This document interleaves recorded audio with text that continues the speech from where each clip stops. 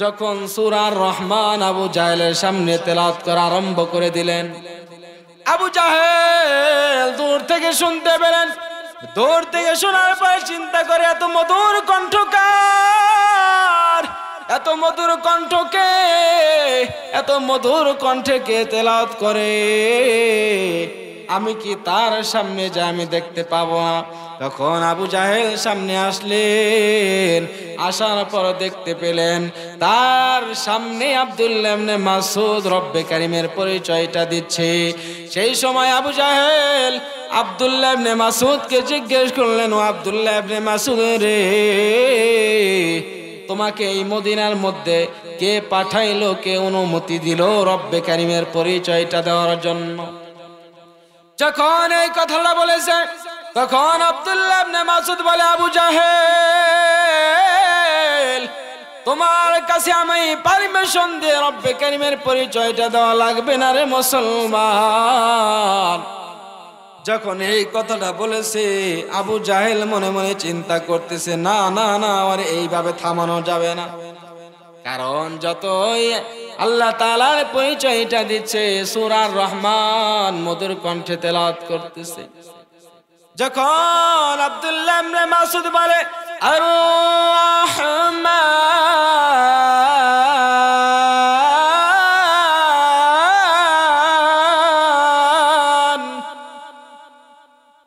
আল্লামাল কুরআন খালাকাল ইনসান।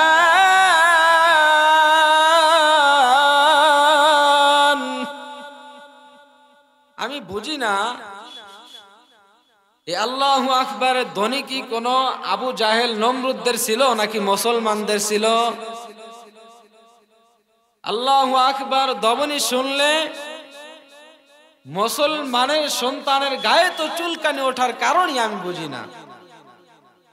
কারণ আল্লাহু আকবার ধ্বনি শুনে, আওয়াজ শুনে আবু জাহেলের শরীরে চুলকানি আরম্ভ হয়েছিল।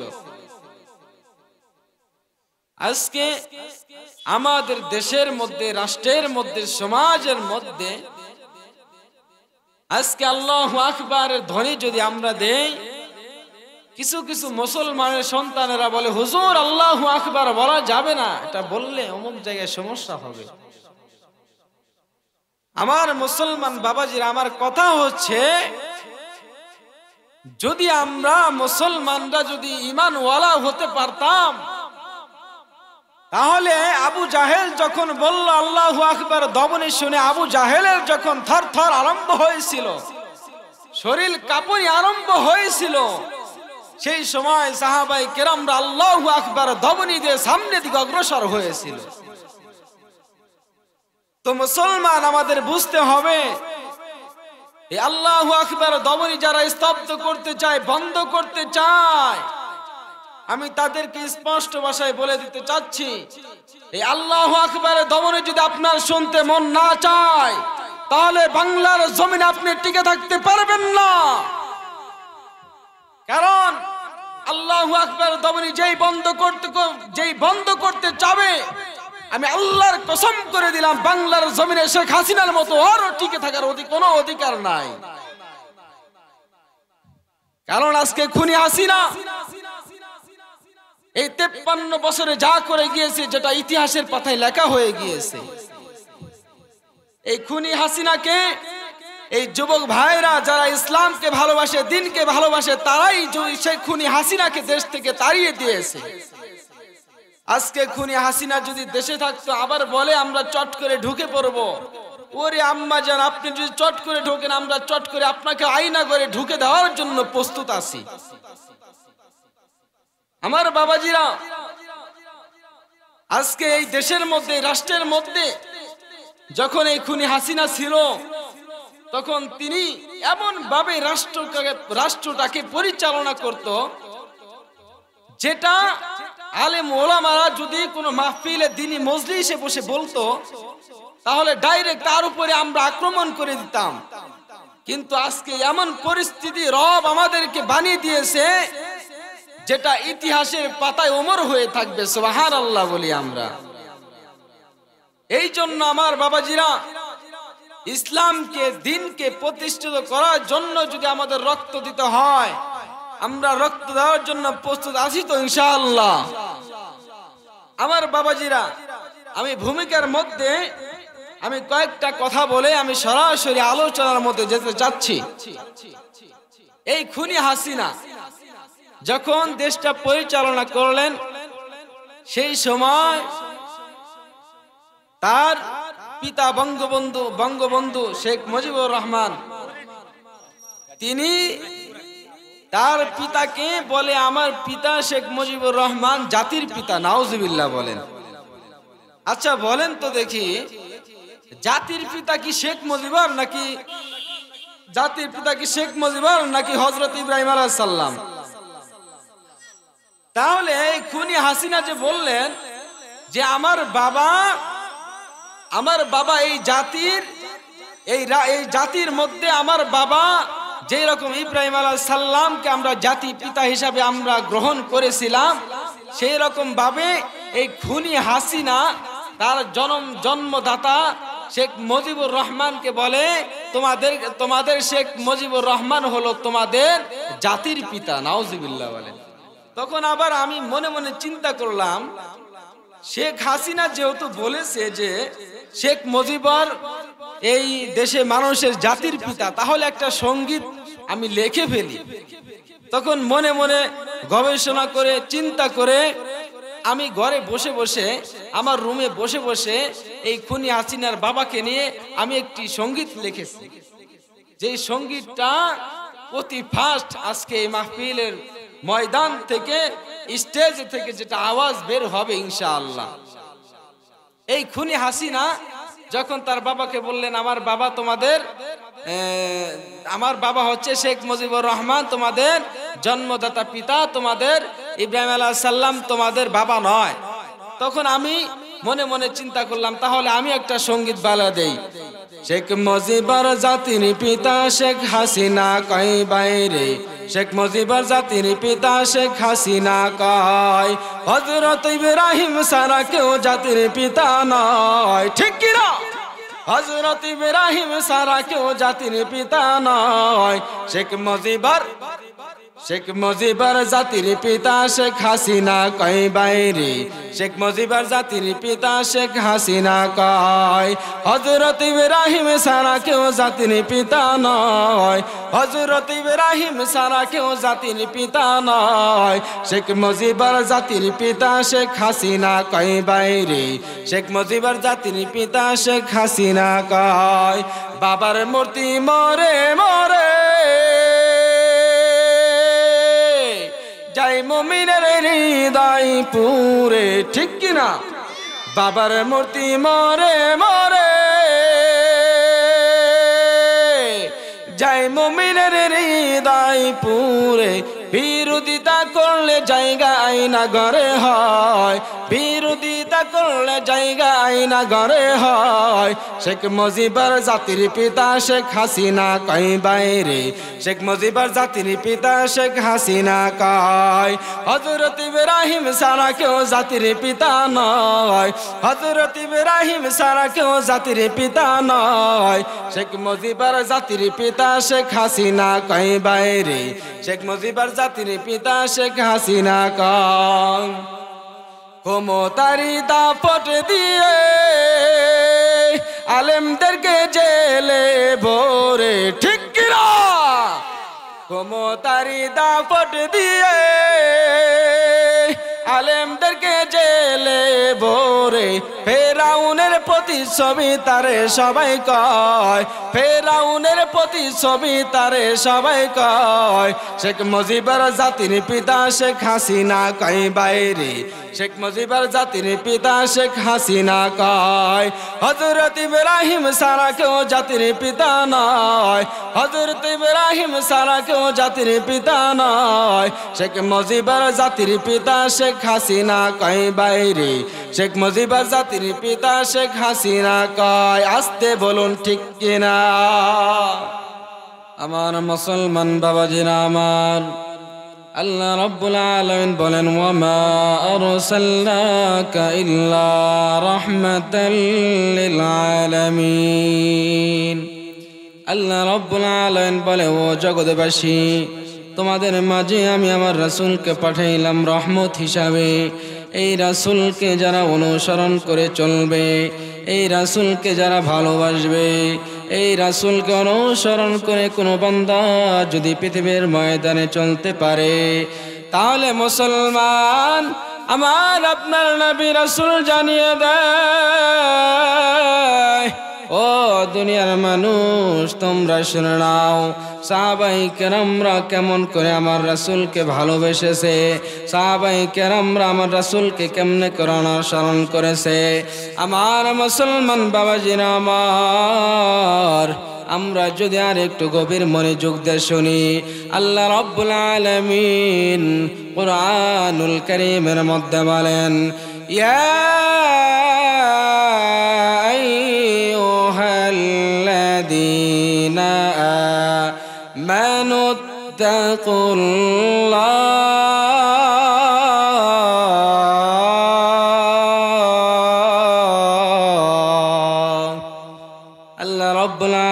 বলে যারা মুত্তাকি বান্দা, যারা পৃথিবীর ময়দানে মুত্তাকি বান্দা হিসেবে পরিচয় দেয়, নিজেদেরকে পরিচয় দেয়, তারা যেন আমার রাসূলকে অনুসরণ করে চলে। কেন রে মুসলমান, আমার রাসূলকে কেন অনুসরণ করে চলতে হবে? কারণ আল্লাহর রাসূল সাল্লাল্লাহু আলাইহি ওয়াসাল্লাম একদিন হঠাৎ বাজারে যাচ্ছিল। বাজারে যাওয়ার সময় দেখতে পেলেন একজন যুবক চকের মধ্যে অনেক ছাগল পাগল নিয়ে সেগুলো লালিত পালিত করতেছে। তখন আল্লাহর রাসূল সাল্লাল্লাহু আলাইহি ওয়াসাল্লাম যুবক ছেলেটাকে দূর থেকে দেখতে পেলেন। যুবক ছেলেটা কি যেন করতেছে চোখের মধ্যে, আল্লাহর রাসূল সাল্লাল্লাহু আলাইহি ওয়াসাল্লাম দেখতে পেলেন। তখন মুসলমান, তখন আল্লাহর রাসূল যুবকটাকে ডাক দিয়ে বললেন, ও যুবক, তুমি এই চোখের মধ্যে এত ছাগল দিয়ে তুমি কি করো?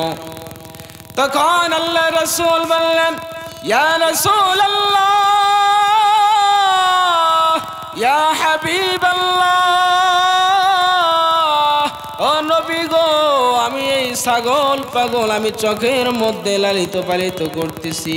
তখন আল্লাহ রাসূল বললেন, ও যুবক, এই ছাগলগুলো কার তুমি কি জানোনি?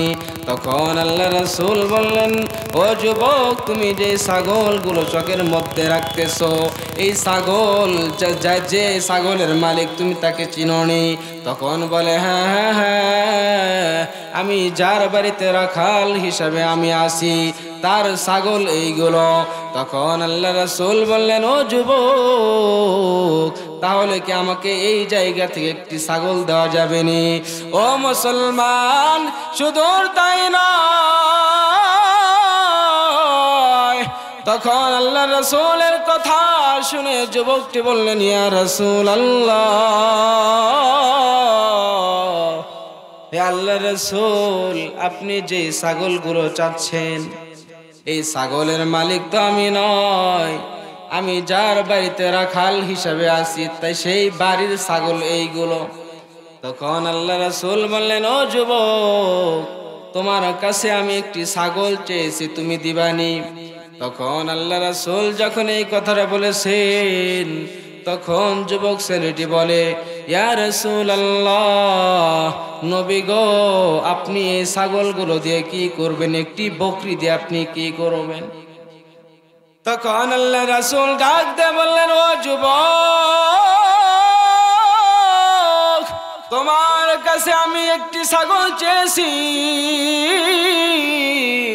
তুমি ছাগল দিবানি? আমার ছাগলের দুধ দহন করে খাওয়ার ইচ্ছে হয়েছে অনেক। তখন যুবক ছেলেটি বলে, ইয়া রাসূলুল্লাহ, নবী গো, আপনাকে যদি এই জায়গা থেকে একটি ছাগল দিয়ে দেই, তাহলে এই ছাগলের ওলানের মধ্যে কিন্তু দুধ নেই, দুধ নেই, দুধ নেই। তখন আল্লাহ রাসূল বললেন, ও যুবক, তোমার কাছে আমি ছাগল চেয়েছি, দাও। তারপর কিভাবে দুধ দহন করে খেতে হয় সেটা আমার জানা আছে। তখন যুবক ছেলেটি বলে, ইয়া রাসূলুল্লাহ,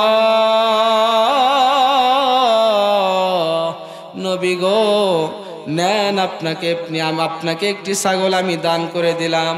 তখন আল্লাহ রাসূলকে বলে দিলেন, হে রাসূল, আপনি যদি আমার সামনে ছাগলটার ওলানের মধ্য থেকে দুধ দহন করে খেতে পারেন, তখন আপনার কাছে আমি কালিমা পড়ে মুসলমান হয়ে যাব। ও আমার জনজনিয়ার মুসলমান, শুধু তাই নয়, তখন আল্লাহ রাসূল বললেন, যুবক রে, আমি যদি তোমার সামনে ছাগলের ওলানের মধ্য থেকে দুধ দহন করে খেতে পারি গো, তাহলে তুমি কি কালিমা পড়ে মুসলমান হয়ে যাবে? তখন যুবকটি বললেন, হ্যাঁ হ্যাঁ হ্যাঁ, আপনার কাছে আমি কালিমা পড়ে মুসলমান হয়ে যাব। ও আমার মুসলমান বাবাজিরা, শুধু তাই নয়, আমরা পৃথিবীর ময়দানে দেখেন রাসূলের চরিত্রটা কেমন ছিল। রাসূল সাল্লাল্লাহু আলাইহি ওয়াসাল্লাম কেমন করে মানুষকে, একজন খ্রিস্টান একজন হিন্দুকে মুসলমান বানাইলো। ও মুসলমান বাবাজিরা আমার, ও আমার জনজনী আর মুসলমান বাবাজিরা রে আমার, একটু গভীর মনোযোগ দিয়ে শুনুন। আমি এলো পাতারি কোনো কথা বলতেছি না, আমি কুরআনুল কারীম থেকে যে আয়াতটি নিয়েছি, এই আয়াতের ব্যাখ্যায় আমি কথা বলে যাচ্ছি। একটু গভীর মনোযোগ দিয়ে শুনুন আমার মুসলমান বাবাজিরা। তখন আল্লাহ রাসূল বললেন, ও যুবক, আমি যদি ছাগলের ওলানের মধ্য থেকে দুধ দহন করে খেতে পারি, তুমি কি আমার কাছে কালিমা পড়ে মুসলমান হবে? তখন বললেন, ইয়া রাসূলুল্লাহ, হ্যাঁ হ্যাঁ হ্যাঁ, আপনার কাছে আমি কালিমা পড়ে মুসলমান হব।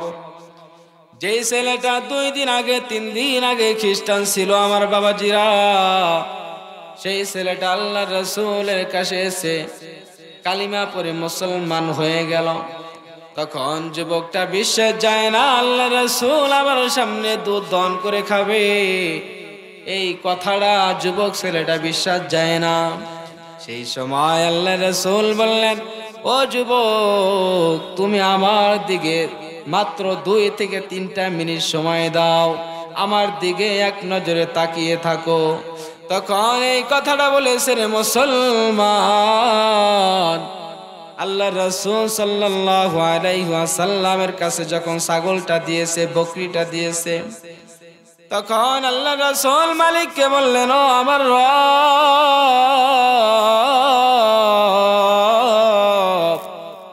আমার অনেক ইচ্ছে, আমার অনেক আশা, আমি বকরি ছাগল, সেই ছাগলটার ওলানের মধ্য থেকে দুধ দহন করে আমি খাবো, কিন্তু আমি কোথাও পাচ্ছিলাম না, আমি কোথাও ছাগল খুঁজে পাচ্ছিলাম না। আমি যখন রাস্তা দিয়ে যাচ্ছিলাম, হে আমার রব, আমি দেখতে পেলাম চকের মধ্যে একজন যুবক রাখাল হিসেবে তিনি ছাগল লালিত পালিত করতেছে। যখন এই দোয়াটা করছেন মুসলমান, যখন আল্লাহ রাব্বুল আলামিনের কাছে এই দোয়াটা করেছে, রাসূল আকরাম সাল্লাল্লাহু আলাইহি ওয়াসাল্লাম দোয়াটুকুন যখন করেছে, তখন আল্লাহ রাব্বুল আলামিন তার কুদরতি ফেরেশতাদেরকে বলে দেয়, ও ফেরেশতা, তোমরা যাও, আমার রাসূল ছাগলের দুধ খেতে চাচ্ছে, তোমরা যাও। সেই ছাগলটার ওলানের মধ্যে দুধ নেই, সেই ছাগলটার ওলানের মধ্যে দুধ নেই, তোমরা যাও, সেই ছাগলটার ওলানের মধ্যে দুধ দিয়ে ভরপুর করে দাও। তখন আল্লাহ রাসূলের কথা শুনে মুসলমান, তখন আল্লাহ রাব্বুল আলামিন বকরি ছাগলটার ওলানের মধ্যে দুধ দিয়ে ভরপুর করে দিলেন। যখন আল্লাহ রাব্বুল আলামিনের কাছে আল্লাহর রাসূল চেয়েছে, যখন মোনাজাত করে কান্না করেছে, যখন আল্লাহ রাব্বুল আলামিনের কাছে বলেছে, হে আমার রব, আমি ছাগলটার ওলানের মধ্য থেকে আমি দুধ দহন করে খেতে চাই, তখন আল্লাহ রাব্বুল আলামিন রাসূলের দোয়াটা কবুল করে ছাগলটার ওলানের মধ্যে দুধ দিয়ে ভরপুর করে দিল। একটু আওয়াজ দিয়ে বলা যাবে কি সুবহানাল্লাহ। এ মুসলমান, আমার জনজনিয়ার বাবাজিরা, শুধু তাই নয় রে মুসলমান, শুধু তাই নয়, এ আল্লাহ রাসূল সাল্লাল্লাহু আলাইহি ওয়াসাল্লাম যখন ছাগলটা দুধ দহন করে খেলেন, তখন যুবক ছেলেটা তাক লাগিয়ে তাকিয়ে রয়েছে রাসূলের চেহারার দিকে। তখন রাসূলকে বললেন, ইয়া রাসূলুল্লাহ, আপনার কাছে আমি কালিমা পড়ে মুসলমান হতে চাই। আমি যার বাড়ি রাখাল, আমি তার বাড়িতে আর কাজ করে খেতে চাই না। তখন আল্লাহ রাসূল যুবকটাকে কালিমা পড়ে মুসলমান বানিয়ে দিলেন। শুধু এখানে ক্ষান্ত নয় রে মুসলমান, শুধু এখানেই ক্ষান্ত নয়, তখন আল্লাহর রাসূল তার নামটাও পড়ে দিলেন, তার নামটাও রেখে দিলেন আব্দুল্লাহ ইবনে মাসউদ রাদিয়াল্লাহু তাআলা আনহু, যিনি একজন খ্রিস্টান ধর্মের লোক ছিলেন রে মুসলমান। এই আব্দুল্লাহ ইবনে মাসউদ একদম অসহায় একজন সাহাবী ছিলেন, যার বাড়িতে কোনো ঘর বাড়ি টাকা পয়সা কোনো কিছুই ছিল না। তিনি একজনের বাড়িতে রাখাল হিসেবে কাজ করেছে। সেই বাড়ির মালিককে ছেড়ে দিয়ে তিনি কালিমা পড়ে মুসলমান হয়েছে। যখন আল্লাহ রাসূলের হাতে কালিমা পড়ে মুসলমান হলো, তখন আল্লাহ রাসূল সাথে সাথে তার নামটাও রেখে দিল আব্দুল্লাহ ইবনে মাসউদ রাদিয়াল্লাহু তাআলা আনহু। এরে মুসলমান, যখন নামটা রেখে দিল রে মুসলমান, আল্লাহ রাসূল তাকে নিয়ে চলে আসলেন মদিনার মধ্যে। আসার পর মদিনার মধ্যে একটি অনুষ্ঠানের মিটিং ডাকলেন। ডাকার পর মিটিং এর মধ্যে আল্লাহ রাসূল বক্তব্য রাখতেছে, কুরআনুল কারীম থেকে আলোচনা করতেছে। তার সামনে শত শত সাহাবায়ে কেরামরা উপস্থিত, কুরআনুল কারীমের কথা শুনতেছে। এ মুসলমান, যখন আল্লাহর রাসূল সাল্লাল্লাহু আলাইহি ওয়াসাল্লাম কুরআনুল কারীম থেকে আলোচনা করতেছে, সেই সময় শত শত সাহাবী তার সামনে উপস্থিত। আল্লাহর রাসূল বললেন, হে সাহাবী, তোমরা এমন কোন সাহাবী আসনি, এমন কোন সাহাবী এই জায়গায় উপস্থিত আসনি যে সাহাবী আবু জাহেলের সামনে রব্বে কারীমের পরিচয়টা দিবে, আবু জাহেলের সামনে সূরা রহমান তেলাওয়াত করবে, এমন কোন সাহাবী আসনি এই জায়গায়। এরে মুসলমান, এই কথা যখন আল্লাহ রাসূল বলেছেন, তখন একজন সাহাবী হাত তোলে না, একজন সাহাবী সামনের দিকে হাত তোলে না, হাত ইশারা করে না। তখন পিছন দিক থেকে একজন সাহাবী হাত তুলেছে, বলে, ইয়া রাসূলুল্লাহ, আমি আবু জাহেলের সামনে সূরা রহমান তেলাওয়াত করতে পারবো, সূরা রহমান আমি তেলাওয়াত করতে পারবো রাসূল। তখন আল্লাহ রাসূল চিন্তা করলেন, এতগুলো সাহাবায়ে কেরামদের মধ্যে যেই সাহাবী 2 দিন আগে 3 দিন আগে আমার কাছে কালিমা পড়ে মুসলমান হলো, এই সাহাবী কিভাবে রব্বে কারীমের পরিচয়টা দেবে, কিভাবে আল্লাহ তাআলার পরিচয়টা দেবে, কিভাবে সূরা রহমান তেলাওয়াত করবে আবু জাহেলের সামনে? তখন আল্লাহ রাসূল যুবকটাকে ডাক দিলেন, ওই সাহাবীকে ডাক দিলেন, আব্দুল্লাহ ইবনে মাসউদ, তুমি এই দিকে আসো, তোমার সাথে কথা আছে। তখন আব্দুল্লাহ ইবনে মাসউদ সামনে আসলেন। আসার পর আল্লাহ রাসূল জিজ্ঞেস করলেন, ও আব্দুল্লাহ ইবনে মাসউদ, তুমি যদি আবু জাহেলের সামনে রব্বে কারীমের পরিচয়টা দাও, সূরা আর রহমান তেলাওয়াত করো, যখন আবু জাহেল তোমাকে অত্যাচার করবে, নির্যাতন করবে, তুমি সেই সময় কি করবে, তুমি সেই সময় কি কাজটা করবে? এই কথা যখন বলেছেন মুসলমান, এই কথাটা যখন রাসূল বলেছেন, তখন আব্দুল্লাহ ইবনে মাসউদ বলে, ইয়া রাসূলুল্লাহ, ইয়া হাবিবাল্লাহ, ও নবী গো, আমি যদিও 2 দিন হয়ে যায়, 3 দিন হয়ে যায় আপনার কাছে কালিমা পড়ে মুসলমান হয়েছি, কিন্তু নবী বিশ্বাস করেন, আমি যখন বলেছি লা ইলাহা ইল্লাল্লাহ মুহাম্মাদুর রাসূলুল্লাহ। যখন আমি আপনার কাছে কালিমা পড়ে মুসলমান হলাম, আমার দিলে অনেক আশা, আমি কিভাবে দিন প্রচার করব, দিনের দাওয়াত দিব, কোরআনুল কারীমের কথাগুলো মানুষের সামনে বলবো। যখন আল্লাহ রাসূল যুবকের এই কথা শুনতে পেলেন, ও আমার জনজনিয়ার মুসলমান বাবাজিরা আমার, যখন এই কথাটা রাসূল শুনতে পেলেন, আল্লাহ রাসূল যুবকটাকে বললেন, ও যুবক, ও আব্দুল্লাহ ইবনে মাসউদ, তুমি যাও যাও যাও, তুমি আবু জাহেলের সামনে সূরা রহমানটা তেলাওয়াত করে শুনে দাও, রব্বে কারীমের পরিচয়টা দিয়ে দাও। তখন আব্দুল্লাহ ইবনে মাসউদ চলে গেলেন আবু জাহেলের সামনে রব্বে কারীমের পরিচয়টা দেওয়ার জন্য, রব্বে কারীমের পরিচয়টা দেওয়ার জন্য। যখন আবু জাহেল দেখতে পেলেন আব্দুল্লাহ ইবনে মাসউদ রব্বে কারীমের পরিচয়টা দিচ্ছে, যখন আবু জাহেল দূর থেকে দেখতে পেলেন কে যেন মদিনার মধ্যে রব্বে কারীমের পরিচয়টা দিচ্ছে, এত মধুর কণ্ঠরে মুসলমান, যেটা জান্নাতি সুর হিসাবে আল্লাহর রাসূল কিতাবের মধ্যে বলেন। এই আব্দুল্লাহ ইবনে মাসউদ রাদিয়াল্লাহু তাআলা আনহু যখন সূরা রহমান আবু জাহেলের সামনে তেলাওয়াত করা আরম্ভ করে দিলেন, আবু জাহেল দূর থেকে শুনতে পেলেন। দূর থেকে শোনার পর চিন্তা করে, এত মধুর কণ্ঠকার, এত মধুর কণ্ঠকে, এত মধুর কণ্ঠে কে তেলাওয়াত করে, আমি কি তার সামনে যা আমি দেখতে পাবো না? তখন আবু জাহেল সামনে আসলেন, আসার পর দেখতে পেলেন তার সামনে আব্দুল্লাহ ইবনে মাসউদ রব্বে কারীমের পরিচয়টা দিচ্ছে। সেই সময় আবু জাহেল আব্দুল্লাহ ইবনে মাসউদকে জিজ্ঞেস করলেন, ও আব্দুল্লাহ ইবনে মাসউদ রে, তোমাকে এই মদিনার মধ্যে কে পাঠাইলো, কে অনুমতি দিল রব্বে কারীমের পরিচয়টা দেওয়ার জন্য? যখন এই কথাটা বলেছে, তখন আব্দুল্লাহ ইবনে মাসউদ বলে, আবু জাহেল, তোমার কাছে আমি পারমিশন দিয়ে রব্বে কারীমের পরিচয়টা দেওয়া লাগবে না রে মুসলমান।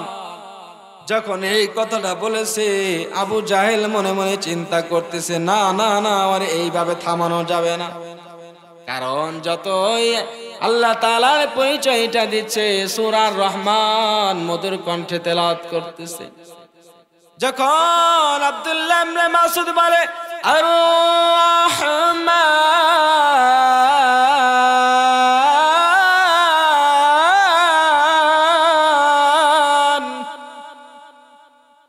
আল্লামাল কুরআন খালাকাল ইনসান।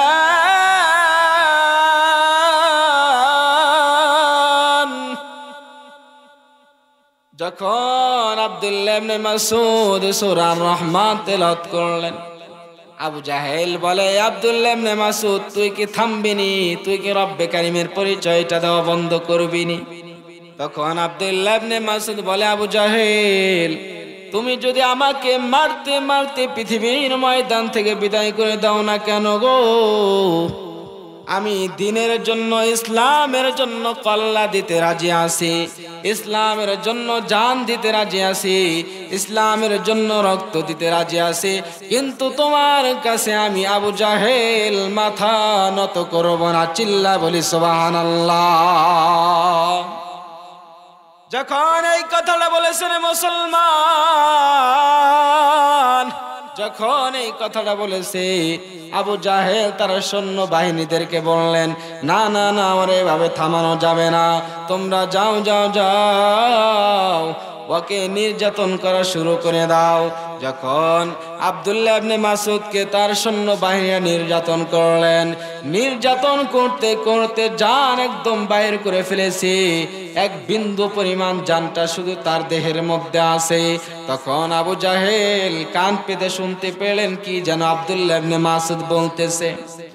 যখন কান পেতে আবু জাহেল শুনতে পেলেন আব্দুল্লাহ ইবনে মাসউদ আল্লাহ আল্লাহ আল্লাহ আল্লাহ আল্লাহ জিকির করতেছে, আব্দুল্লাহ ইবনে মাসউদ যখন আল্লাহ আল্লাহ জিকির করতেছে, তখন আবু জাহেল বলে, কিরে ওর জানটা তো একদম বাইর হয়ে গিয়েছে, তারপরে অতি রব্বে কারিমের পরিচয়টা বন্ধ করে না কেন? তখন আবু জাহেল এসে তার ডান কানের মধ্যে চর মেরে দিলেন, বাম কানের মধ্যে চর মেরে দিলেন। রক্তগুলো প্রবাহিত হয়ে জমিনে পড়তেছে রে মুসলমান।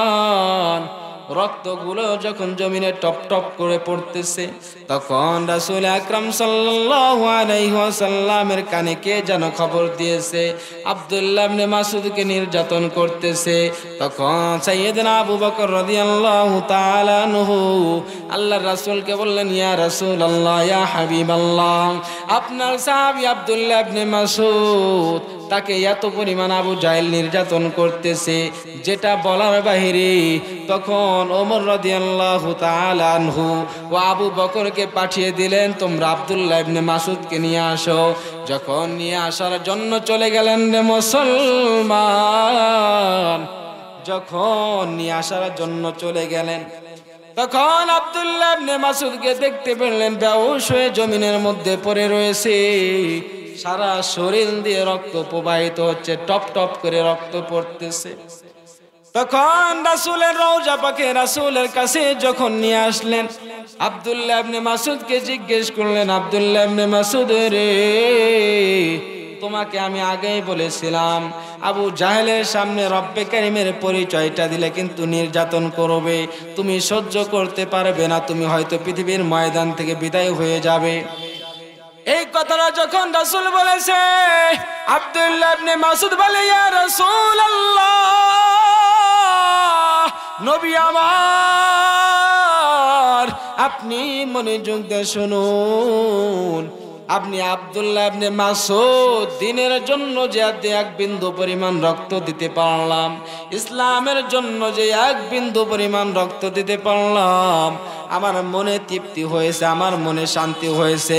কারণ কাল কিয়ামতের ময়দানে রব যদি আমাকে জিজ্ঞেস করে, ও আব্দুল্লাহ ইবনে মাসউদ রে, তুই কেন রক্ত প্রবাহিত হচ্ছিল তোমার শরীর থেকে, তখন আমি বুক ফুলিয়ে আমি বলতে পারবো, ইয়া রব, আমি পৃথিবীর ময়দানে আর কোনো কাজ করার জন্য আমার শরীর থেকে রক্ত প্রবাহিত হয়নি, একমাত্র আপনার দিনের জন্য, একমাত্র আপনার পরিচয়টা দেওয়ার কারণে আবু জাহেল আমাকে নির্যাতন করেছে। এই কথাটা যখন বলবো,